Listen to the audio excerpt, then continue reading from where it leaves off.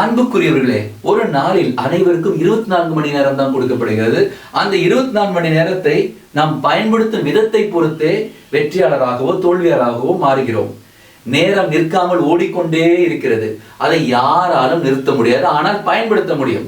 எனவே அன்பார்ந்தவர்களே, இன்று ஒரு நிமிடத்தை கூட வீணடிக்காதீர்கள். ஏனென்றால் அந்த ஒரு நிமிடம் தான் நாளைய வெற்றியின் விதை.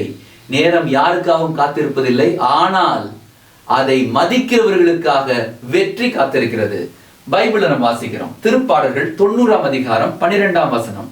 எங்கள் வாழ்நாட்களை கணிக்க எங்களுக்கு கற்பியும், அப்பொழுது ஞானமிகு உள்ளத்தை பெற்றிடுவோம்.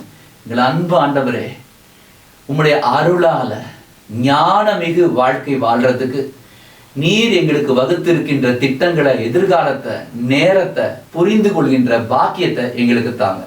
எல்லாம் வல்ல இறைவன் தந்தை, மகன், தூய ஆவியார் உங்களை நிறைவாக ஆசீர்வதிப்பாராக. ஆமென். God bless you.